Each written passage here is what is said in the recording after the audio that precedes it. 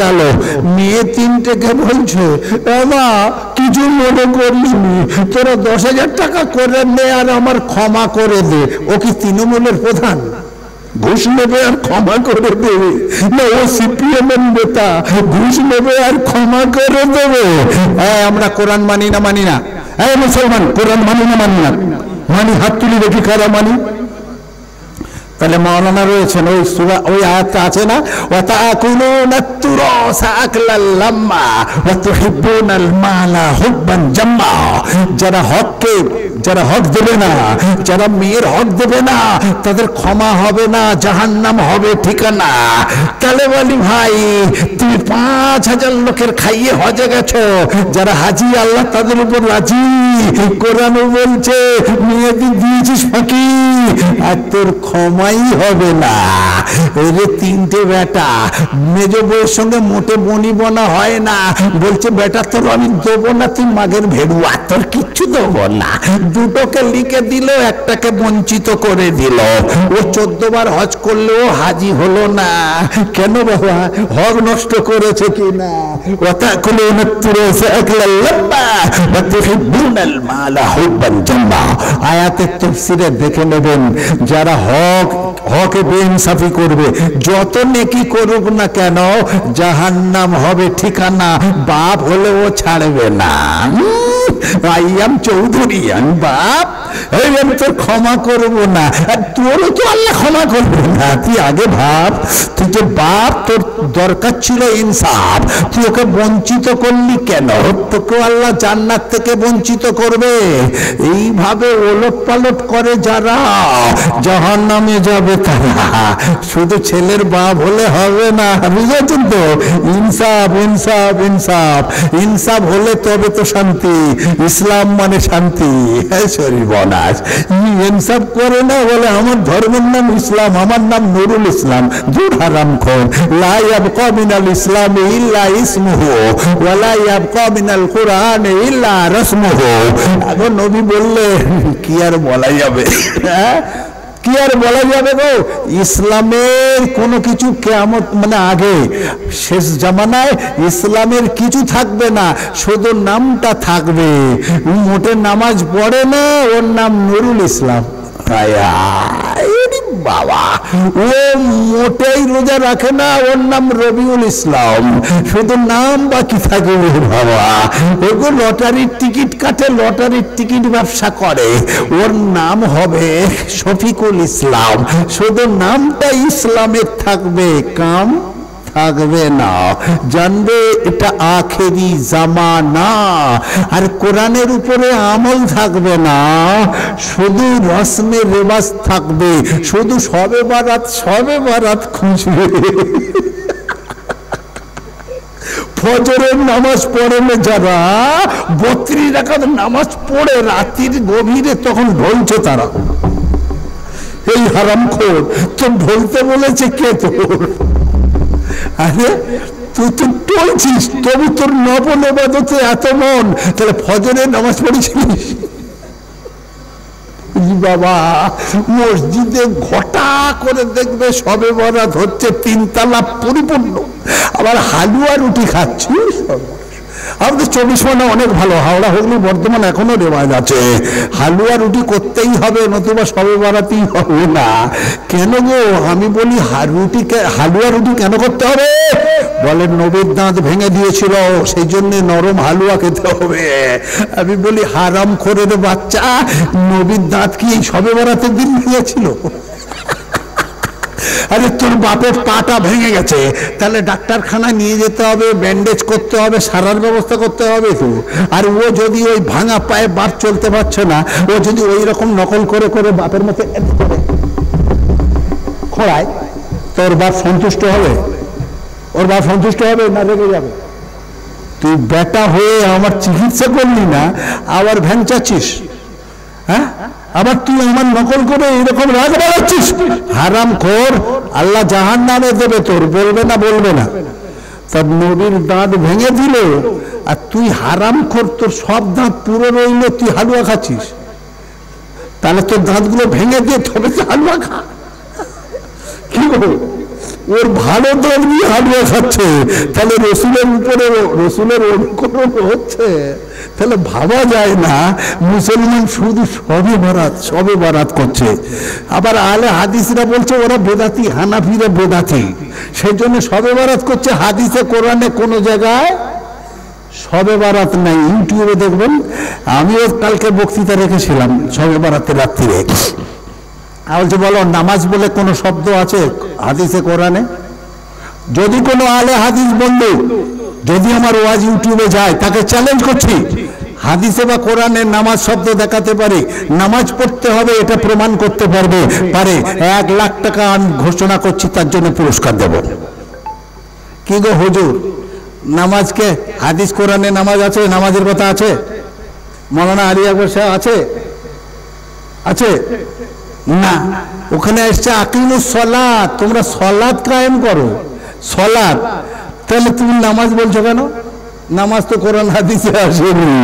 হ্যাঁ গো, মুঘল সম্রাটরা ভারতবর্ষে এরা রাজত্ব করেছে, ওদের ভাষা ছিল ফার্সি, সেজন্য ওরা সলাতটাকে নামাজ করেছে, বুঝছেন না? আর আমাদের সেইভাবে আমাদের ভারতবর্ষে বা উপমহাদেশে ওই সলাতটার নামাজ হিসেবে ব্যাখ্যা করা হচ্ছে। ঠিক সবে বরাত বলে কোনো শব্দ আসেনি, কিন্তু লাইলাতুল বারাত এসেছে। লাইলাতুল বারাত, বারাত মানে লাইলাতুল আরবিতে মানে রজনী, বারাত মানে মুক্তি। এই বারিউম মিনান নার, আগুন থেকে নিষ্কৃতি পাওয়া, বুঝতে পারছেন?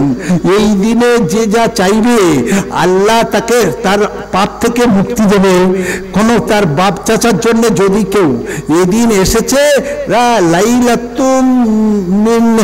লাইলাতুম নিসফুম মিন শাবান, হ্যাঁ মানে শাবানের অর্ধেক তারিখে, মানে 15ই শাবানের রাত্রি হলো বড় একটা সোয়াবের বা পুণ্যের রাত।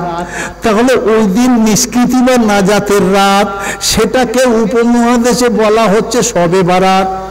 সব মানে রাত, বরাত মানে নিষ্কৃতি বা নাজাত। হ্যাঁ, তাহলে এটাও তো মুক্তির রজনী। তাহলে সলাত নামাজ হয়েছে, সেই রকম এই 15ই শাবানটা সবে বরাত হয়েছে। অতএব আমরা বেদাতি হব কেন? তোমার বাবার ক্ষমতা আছে, রোজা রাখতে হবে, এই রকম যদি কোরআনে বা হাদিসে কেউ প্রমাণ করতে পারে, তাকে আমি 1 লাখ টাকা দেবো। যদি বলেন হোয়াটসঅ্যাপ টাকা কোথায় পাবেন, আল্লাহ আমার অনেক দিয়েছেন, আমি বলছি 1 লাখ টাকা দেবো, ওয়াদা করছি। হাদিস কোরআনে রোজা নাই, হাদিস কোরআনে রোজা নাই। কি গো আলী আকবর সাহেব আছে? তাহলে আতিমুস সিয়ামা ইলাল লাইল, ওখানে এসছে তোমরা তোমরা সিয়াম করো, সিয়াম সোম মানে রোজা। তাহলে তুমি সেটাকে রোজা করছো কেন? রোজা ফার্সি ভাষা, তাহলে বলছো রোজা রাখো, রোজা রাখো, সেটা তোমার বুঝে এলো। আর যদি সবে বরাত বলি তো আমরা বেদাতি জাহান্নামী হয়ে গেলাম, এটা ভুল ধারণা। যাকে বলছো ওই 15ই শাবান পূর্ণ রজনী, তাকেই আমরা বলছি সবে বরাত। ও ভাই, ভাগ্য বন্টনের রাত, এটা মুন্সিদের কথা। সে তো বরাত, যদি ফার্সিতে ধরি বরাত মানে ভাগ্য, কিন্তু ফার্সি নয় তো বারাত, বারাত মানে মুক্তি, মুক্তি। তাহলে জেনে রাখতে হবে, সঠিক প্রয়োগ যদি না হয় বেদাত হয়, বেদাতি হয় না। আমরাও কোরআন হাদিস মেনে চলি রে ভাই, শুধু আহলে হাদিস হাদিস মেনে চলে। তাহলে তোর চাচার জমি তোর বাপের নামে এক্সট্রা রেকর্ড কেন আগে বলে দে? হাদিস মেনে যদি চললি, তাহলে অন্যের জমি কেন বেশি করে রেকর্ড করলি? বেশি করে রেকর্ড করলো যারা, আহলে হাদিস হতে কি পারলো তারা? আমি বলছি এরকম করলো যারা, আহলে হাদিস নয় ওরা, আহলে খবিস তারা, আহলে খবিস তারা, শয়তানের অনুকরণ করলো তারা। তো যাক প্রাণের ভাই, বলতে বলতে অন্য সাইড নিয়ে ফেলছি। ও বাবা, মা বলে যে ঘরে ভাত নাই, চাল নেই, তা আমি কি করবো? দেখো, আমি যদি শুধু মাংস নিয়ে যাই ভুল হবে না? ভুল হবে না। এ কমিটি বলছে হুজুর 10টার বেশি ওয়াজ করো না, আমার তো 10:30 বেজে গেছে, কি করি বলুন না? কিচ্ছু করার থাকে না, একটার উপরে বলতে গিয়ে কোথায় লাইন চলে যায়। পরশুদিন আমি দুর্গাপুরে ছিলাম, রাত 2টোয় শেষ করতে বলেছে, 2:30 যখন শেষ করছি বলছে না না হুজুর আপনার কবে পাবো তার ঠিক নেই, চলবে সারা রাত চলবে। 3:20-তে নামতে হয়েছে, 3:20। আমি বলছি কি আমি হজে, আর 4-4টে প্রাণ অনাহারে মরা গাধার মাংস খেয়ে জীবন ধারণ করবে, হয়তো একদিন মরে যাবে। আমি হজে যাব না এদের ক্ষুধাটা আগে মেটাবো, কোনটা আমার করণীয়? বলছেন মা আমার কথা শোনো, 3 দিন অনাহারে আছো, 2-4 মিনিট একটু অপেক্ষা করো, ওই হারাম মাল খেও না, আমি তোমাদের জন্য হালাল ব্যবস্থা করে দিচ্ছি। ঘোড়ার পিঠে চেপে বাড়িতে পৌঁছে গেলেন, আর কাল হজে যাবার জন্য যত টাকা তবিলে ছিল তবিলটা নিয়ে এসে হাজির হলেন। হাতটা বাড়িয়ে দিয়ে পাঁচিলের ভিতরে বলছেন মা এটা নাও, দোকান থেকে চাল ডাল তরি তরকারি কিনে হালাল রুজি খাও। মেয়ে মানুষটা তার 3টে বাচ্চা মিলে আলো জ্বালিয়ে টেবিলটা খুলে দেখে অসংখ্য টাকা আছে, শুধু আজকেকার জন্যে নয়, 6 মাস 1 বছর আমাদের খাবার পুঁজি হয়ে গেছে। 4 জন মিলে সেজদায় চলে যায়, ফরিয়াদ করে আল্লাহর কাছে, ওগো রব্বুল আলামিন আল্লাহ, সারা বছরের খাবার ব্যবস্থা করলেন যিনি, তার নিয়তটাকে তুমি পূর্ণ করো, তুমি আমাদের মনে পেটের জ্বালা মেটালেন যিনি, তার নিয়ত পূর্ণ করো, দুনিয়াতে চলি সেই সালামতে রেখো। নিয়ত কি করেছেন জামবিদ সাহেব? নিয়ত কি ছিল বাপ? কি ছিল? হজে যাবেন, তাহলে নিয়ত আল্লাহ, তার নিয়ত পূর্ণ করো। আল্লাহর দরবারে কারেন্টের মতো কিন্তু কবুল হয়ে গেল। পরের দিন সকালে 9 জন হাজি হাজির হলো। হুজুর কটার সময় বের হওয়া হবে, কি কি সামানপত্র নিতে হবে বলে দিন। হুজুর বলছেন এবছর আমার হজে যাওয়া হবে না। এদের মাথায় যেন বাজ পড়ে গেল, হুজুর ছাড়া আমরা যাব কি করে? হুজুর আপনি কি বলছেন? কাল পর্যন্ত তো ঠিকই ছিল, আজ যাবেন, আজকের কি হলো, কেন যাবেন না? বলছে এবছর যাওয়া হবে না, আল্লাহ নিয়ে গেলে পরে যাব, আমাদের কি হবে, আমরা তো নিয়ম কানুন জানি না। বলছে যেটাই করবে সেটাই আল্লাহ কবুল করবে, তোমরা চলে যাও। হতাশ হয়ে 9 জন উটের পিঠে সামানপত্র চাপিয়ে রওনা দিল মক্কার অভিমুখে। কয়েক সপ্তাহ পরে পৌঁছে গেল মক্কার বুকে, সামানপত্র রেখে দিল, উট ঘোড়া উটগুলো বেঁধে রাখলো, রেখে এইবার সাফা মারওয়া, যারা হাজি জানেন তো হজ করতে গেলে সাফা মারওয়ায় যে পাহাড়ে ছুটেছিল ইব্রাহিম নবী, সেখানে আপনাকে ছুটতে হবে না। ছুটতে গিয়ে সেলিম বলে কলিম ভাই দেখো দেখো আল্লাহর ওলি যাকে আমরা বলি, আমাদের বলল যাব না, আর আমাদের আগে সাফা মারওয়ায় সাই করছে কিনা। রফিক বলে বাপের বেটা আমি, হুজুর বলে মানব না, চলো কৈফিয়ত চাই, কেন মিথ্যা বলেছিল। যেমনি কাছে গেল, না এ তো জামবিদ সাহেব না, সে তো কোথায় চলে গেল। মনে সন্দেহ হলো তো জামবিদ সাহেব নয় রে বাবা। জানেন তো শয়তানের যেখানে সে প্রচলন আছে না, পাথর ছুটতে হয়, ওখানেও একটা লাইন পড়ে। তখন কলিম বলছে দেখ দেখ রফিক, ওই তো জামবিদ সাহেব। তখন রফিক বলছে আরে ছাড়বো না কি, চলো যাই। 9 জন মিলে যেমনি গেল, কোথায় গুলিয়ে চলে গেল হাজরে আসবাদে চুমো দিতে গেল। হাজর মানে পাথর, আসওয়াদ মানে খুব কালো। ইয়ে জান্নাতি পাথর দুধের মতো সাদা ছিল, কিন্তু এতে যদি কেউ চুমো দিতে পারে তার বিগত জীবনের পাপগুলো সব শোষণ করে নেয়। এই পাপ শোষণ করতে করতে রংটা কয়লার থেকে বর্তমানে আরো বেশি কালো হয়ে আছে। এখানে বাবু বাঙালি হাজিরা হাজারে 1 জন চুমো দিতে পারে না বর্তমান কালে। 2010-এ আমি গিয়েছিলাম, সব হাজিদের দেখেছি, এদের মানে বুড়ো বয়সে যাচ্ছে, এদের সে ক্ষমতা থাকে না। 40 পার করলে আর হাজরে আসাদে চুমো দেবার ক্ষমতা থাকবে না, এত ভিড় থাকে।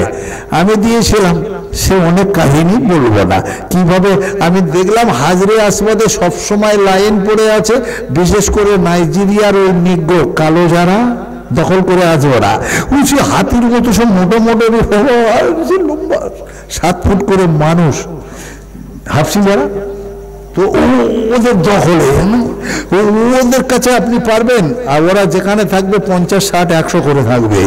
ফলে আপনি ওদের ভিড়ের চাপে ছিটকে যাবেন। একদিন দুদিন ব্যর্থ হলাম, তারপরে দেখছি ও বাবা, আচ্ছা ওদের ভিতরেই ঢুকে থাকতে হবে। এত ভিড় হয় বাবা, যদি আপনাকে আমি টাচ করি বা কিছু করি, আপনি ঘাটটা ঘুরিয়ে বলতে পারবেন না কে রে। যদি ঘাটটা ঘুরিয়েছেন আপনিও আউট, যত বড় মস্তান হোক আপনিও আউট। আমি এটা উপলব্ধি করলাম। গিয়ে ওর ভিতরে ঢুকেই এক পালোয়ান হাফসির কলারটা পিছনে ধরলাম। ও তো করতে পারছে না, যা হচ্ছে হোক, জামা ছিঁড়ে যায় যাক। আর আমি বলছি প্রাণ যায় যাক, আমি তো ছাড়বো না, চুমোতে বল দেবো। এইভাবে দেখছি ও তো আমার কিছু বলতেও পারছে না, ও যদি চুমো দেয় আমি দেবো। এইভাবেই আমি চুমো দিলাম, আবার দিলাম। বন্ধুরা বলছে তুমি কি করে দিচ্ছ? আমি বললাম এই সিস্টেম, চলো। হ্যাঁ, একজনকে ডাক্তারখানা নিয়ে যেতে হলো, একজন কিন্তু একবার চুমো দিতে সক্ষম হলো, এত ভিড় হয়। তো ওই রকম ভিড়ে দেখছে। হ্যাঁ গো, সবুর আলী বলছে ওরে তমির আলী দেখ দেখ দেখ, জামবিদ সাহেব লাইনে দাঁড়িয়ে আছে কিনা।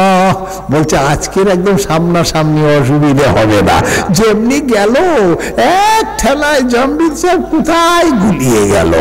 এদের মনে আরো সন্দেহ হলো, কত বড় আল্লাহর ওলি রে বাবা, যখন কাছে যাচ্ছি তখনই গুলিয়ে যাচ্ছে।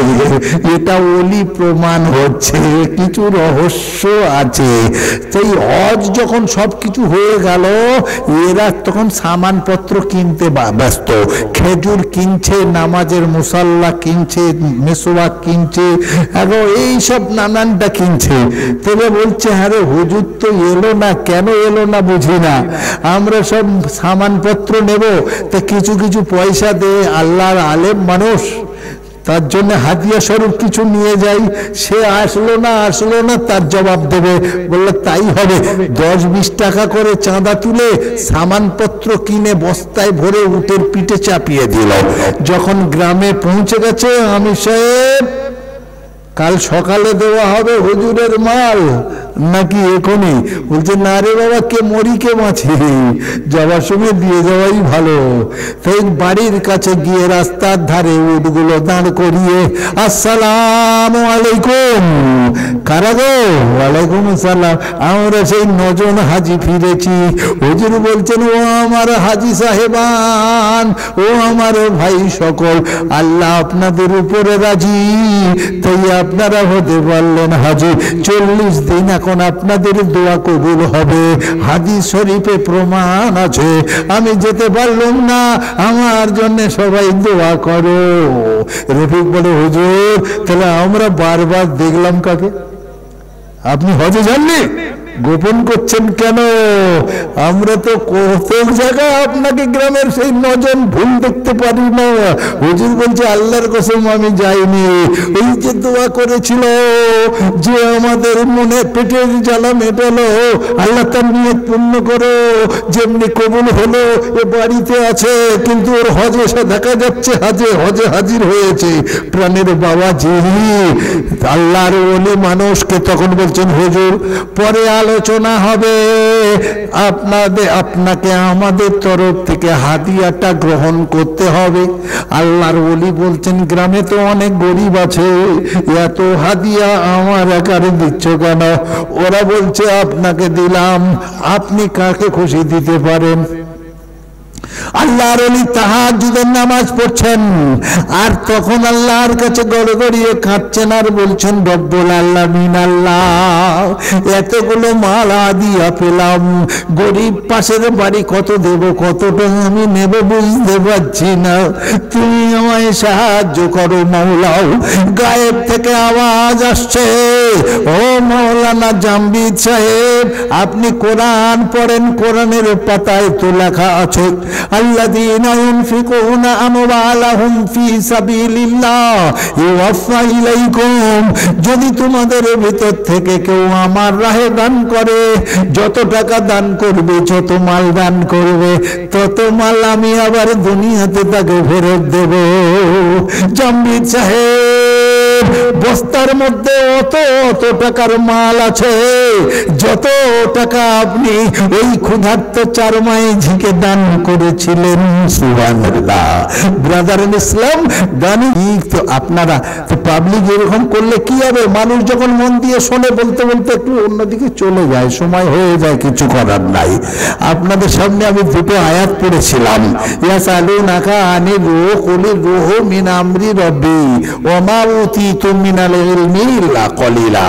আর একটা আয়াত পড়েছিলাম আল্লাযীনা ইউনফিকুনা আমওয়ালাহুম ফি সাবিলিল্লাহ ইউওয়াফা ইলাইকুম ওয়া আনতুম লা তুযলামুন। এই আয়াতটা আগো কোরআনের 6666টা আয়াত সবটা আমল করতে হবে নাকি কিছু আমল করলেই হবে? কিসমত গোয়ালবেড়িয়ার ভাইয়েরা বলুন, যারা এসছেন, জি কোরআন শরীফের ওই আয়াতটা আল্লাযীনা ইয়াকফুরুনা বিল্লাহ, আল্লাযীনা ইয়াকফুরুনা বিল্লাহি ওয়া রাসূলিহি ওয়া ইউরিদুনা আন ইউফাররিকু বাইনাল্লাহি ওয়া রাসূলিহি ওয়া ইয়াকুলুনা নুমিনু বিবা'য ওয়া নাকফুরু বিবা'য উলাইকা হুমুল কাফিরুনা হাক্কান ওয়া নাকুলু বা'য ওয়া ইয়াকুলুনা নুমিনু বিবা'য ওয়া নাকফুরু বিবা'য। যারা বলে কোরআনের কিছু মানবো, সবটা মানতে পারবো না, কিছু মানি কিছু মানি না, উলাইকা হুমুল কাফিরুনা হাক্কা। তাসলিমা নাসরিন একা কাফের নয়, প্রকৃতপক্ষে ওরাই সব কাফের। জেনে রাখবেন 6666টা আয়াত সবটার উপরে আমল করা ফরজ। জি, আমি যে আয়াতটা পড়েছি, তাহলে এটাও তো মানতে হবে না? হবে না? শুধু নামাজ পড়লাম, 82 জায়গায় এসেছে নামাজের কথা, তা 82টা আয়াতে আমল হলো, 6666টা কোথায় গেল? শুধু নামাজ পড়লে হবে? যাকাত দাও, 80 জায়গায় আছে ধরুন, তাহলে আরো 80টা আয়াতে আমল হলো। রোজা করো, হজ করো, আরো 2-4টে আয়াত হলো, 250 নয় হলো, তার বেশি। আর বাকিগুলো কোথায় গেল? ওয়াশিরুহুন্না বিল মারুফ। কোরআন বলছে, কোরআন যেটা বলেছে সেটা মানতে হবে না? হবে না? এই ফরজ না ফরজ নয়? হ্যাঁ, জলিল চাচা নামাজ পড়ে, এই গোয়ালবেড়িয়ার জলিল চাচা 1 নম্বর নামাজি, 5 ওয়াক্ত নামাজ জামাতে তাকবীরে উলার সঙ্গে পড়ে, চাষবাস করে বাবা, ফাঁকি ফুঁকি দেয় না, একদম হালাল রুজি খায়। জোহরের নামাজ পড়ে জলিল চাচা ঘরে যায়, গিয়ে দেখছে এখন ভাতের হাঁড়ি চুলোর উপরে, রাগ বেড়ে গেল করিম চাচার মাথার উপরে। ওই সর্বনাশ, গাদাম গাদাম করে লাগিয়ে দিল 2-4 ঘা চাচির উপরে। দিল না? দিল না? দেয় না? দেয় না? আরে জলিল চাচা নাম করে বলছি, কেউ আছে না? না এরকম আছে। আর কোরআন বলছে ওয়াশিরুহুন্না বিল মারুফ, তোমরা স্ত্রীদের সঙ্গে ভালো ব্যবহার করো। তাহলে আমি নামাজ পড়ি, ওই আয়াতে আমল হলো। আর হয়তো ভাত দেরি হওয়ার কারণে যদি বউকে পেটাই, তাহলে এই আয়াতের উপর আমল হলো? হলো? হলো না। সব আয়াতের উপরে আমল করতে হবে। আল্লাযীনা ইউনফিকুনা আমওয়ালাহুম ফি সাবিলিল্লাহ ইউওয়াফা ইলাইকুম ওয়া আনতুম লা তুযলামুন। আল্লাহ কোরআনে ইরশাদ করলেন, যদি তোমরা কেউ আমার রাহে দান করো, ইউওয়াফা ইলাইকুম, যত দান করবে ততটা আবার তোমাকে আমি দুনিয়াতে ফেরত দেব। কে বলছে? কোরআন বলছে, যতটা বান্দা দেয় তার বিনিময়ে সওয়াব দেবে। এটা মসজিদ করে দিলে বিনিময়ে জান্নাত দেবে। জান্নাত দুনিয়া না আখিরাতে? জান্নাত দুনিয়াতে না আখিরাতে? আপনি এলআইসিতে টাকা রেখেছেন, ওই টাকাটা ফেরত দেবে যতটা দিয়েছেন, না তো তার থেকে কি দেবে? 15 বছর পূর্ণ হলে বলছে ওর মাঝখানে তো 10,000 দেওয়া হবে, আর পূর্ণ হয়ে গেলে আবার 10,000 দেওয়া হবে। কেন গো? বলছে 5,000 তোর এক্সট্রা দেওয়া হবে আরো। হ্যাঁ গো, তাহলে দেখা যাচ্ছে পরিপূর্ণ হলে এক্সট্রা টাকা দেবে, কিন্তু তার আগে যেটা দিয়েছো সেটা ফেরত দেবে। এটা দুনিয়ার গভর্নমেন্ট এমন ব্যবস্থা করে রেখেছে। আমার আল্লাহ পুরো পৃথিবীর পুরো আখিরাতের মালিক যিনি, তার সিস্টেমটা অন্যরকম হবে। আল্লাহ বললেন ইউওয়াফা ইলাইকুম, তোমরা যদি আমার রায়ে দান করো, যতটা দান করবে অত টাকা অত মাল আবার দুনিয়াতে আমি তোমার ফেরত দেব, আর বাকি যেটা দেব সেটা আখিরাতে পাবে। বলুন সুবহানাল্লাহ। মান বানা লিল্লাহি মসজিদান বানাল্লাহু লাহু বাইতান ফিল জান্নাহ। দুনিয়াতে আল্লাহ নবী বললেন, যদি কেউ মসজিদ করে বা মসজিদে দান করে, আমি আল্লাহ তার জন্য জান্নাতে একটা স্পেশাল ঘর বানিয়ে দেব। তো জান্নাত তো আখিরাতে দেবে, দুনিয়াতে কি দেবে? ইউওয়াফা ইলাইকুম। 10,000 টাকা দান করেছিলে, আমি আল্লাহ বলছি 10,000 টাকা তোকে আবার আমি পাইয়ে দেব। আবার প্রাণের ভাই, কোরআনের কথা সঠিক হবে না বেঠিক হবে? সঠিক হবে না বেঠিক হবে? এরকম প্রমাণ আছে। আল্লাহ দুনিয়াতে আবার ফেরত দিয়েছে। হযরতে জামবিদ রহমাতুল্লাহ আলাইহির জীবনী বলি বক্তৃতা রীতি টানব। জামবিদ রহমাতুল্লাহ আলাইহ মনে মনে নিয়ত করলেন এবছর তিনি হজে যাবেন। কথাটা প্রকাশ পেয়ে গেল, আশেপাশের 9 জন হাজি জুটে গেল। এরা বলছে, হুজুর আমরা সাধারণ মানুষ, আমরা আরবি জানি না, নিয়ম কানুন বুঝি না, আপনি হজে যাচ্ছেন, আপনার সঙ্গে যাব, ইনশাআল্লাহ যাবে, তার কোনো অসুবিধে নাই। দিন চলে এলো। তাই জামবিদ সাহেব রহমতুল্লাহ আলাইহ ঘোড়ার পিঠে চেপে কুটুম কাটাম আত্মীয় স্বজনের বাড়ি, বন্ধু বান্ধব পরিচিতদের বাড়ি বাড়ি গেল। আমরা যেমন গিয়ে বলে আসি হজে যাচ্ছি দোয়া করো, আর ভুল করলে থাকলে ক্ষমা করো। জামবিদ সাহেব কুটুম বাড়ি বাড়ি ঘুরছেন আর বলছেন, ওগো তোমরা আমার ক্ষমা করো, আমার জন্য সবাই দোয়া করো। যাবার সময় রাস্তা দিয়ে যেতে যেতে দেখছে ওই বিঘে খানেক জায়গা রাস্তা থেকে দূরে একটা কার গাধা মরে গেছে, ওটা ফেলে দিয়ে চলে গেছে, কারণ মরা গাধা পড়ে আছে। জামবিদ রহমাতুল্লাহ আলাইহ কুটুম বাড়ি আত্মীয় বাড়ি ঘুরতে ঘুরতে অনেক রাত হয়ে গেল। তখন ইলেকট্রিক ছিল না, গ্রামের সব খেয়ে দিয়ে শুয়ে পড়েছে। জামবিদ সাহেব এমন সময় গ্রামে ফিরছে, এমন সময় দেখতে পাচ্ছে বোরকা পরা একটা মেয়ে যাচ্ছে। এত রাত্রিরে বোরকা পরা মেয়ে কেন যাচ্ছে? কোন ফচকে ছোঁড়া ওর উপরে ঝামেলা করতে পারে। গ্রামের কোনো মানুষ জেগে নাই, এই বোরকা পরিহিতা মেয়েটা কেন? ইয়ে ছুরি না বুড়ি জানি না, এত রাত্রিরে ওদিকে যাচ্ছে কেন? মাঠের দিকে বলো না। ঘোড়া থামালেন, নিজেকে গোপন করে নিলেন। কারণটা দেখবেন, রাস্তা থেকে নেমে ব্যাগ হাতে বোরকা পরা মেয়েটা চলে যাচ্ছে মরা গাধার দিকে। ওদিকে যাচ্ছে কেন? গাধার মাংস তো হারাম, এ তো মরা গাধা, এ তো মরা গাধা, তাহলে আরো ডবল হারাম। বোরকা পরা মেয়ে মরা গাধার কাছে আসছে কেন? আস্তে আস্তে দেখছে ওখানে পৌঁছে গেল, আর ব্যাগ থেকে একটা ছুরি বার করলো, চামড়া ছাড়াতে লাগলো। জামবিদ সাহেব ভাবছেন যে তো আমাদের হালদার পাড়ার কারোর বউ হবে, ওই দিক থেকে এলো, দেখি কি করে। চামড়া ছাড়ানোর পরে খানিকটা মাংস কেটে ব্যাগে ভরে নিল, আর হালদার পাড়ার অভিমুখে রওনা দিয়ে দিল।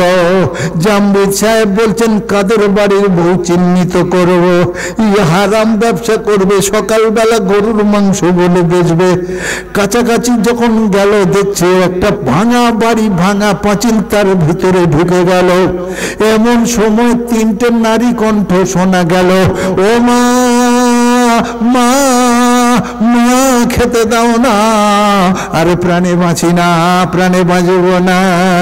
মা যদি খেতে না দিতে পারে পৃথিবীতে আর কোনো মা স্থির থাকতে কি পারে? সঙ্গে সঙ্গে মা তখন বলছে, মারে 3 দিন আছিস অনাহারে, আরে 3টে মিনিট অপেক্ষা করে না, তোদের জন্য হালাল রুজি এনেছি। জামবিদ সাহেব শোনার পরে রেগে গেলেন, প্রশ্ন ছুড়ে দিলেন, এই হারামজাদি, তুই তো মরা গাধার মাংস নিয়ে এলি আর মেয়েদেরকে হালাল বলে খাওয়াতে চাচ্ছিস, তুই আবার বোরকা পরিস, লজ্জা করে না? মেয়ে মানুষটা কাঁদতে কাঁদতে বলছেন, কে আল্লাহর ওলি, আমি আপনাকে সব কথাটাই বলি, 3 দিন বাড়িতে উনুন জ্বলেনি, পানি ছাড়া আর কিছু জোটেনি, মনে হচ্ছে আর বাঁচবো না। এমন সময় যে কোনো মাংস খেয়ে জীবন বাঁচানো চলে, তাই মরা গাধার মাংস নিয়ে এসেছি, অতটা খাবো যতটা খেলে জীবন বাঁচানো যাবে। জামবিদ সাহেব বলছেন, হায় আল্লাহ, এই গ্রামে আমার বাড়ি, রাত পোহালে কাল সকালে যাব।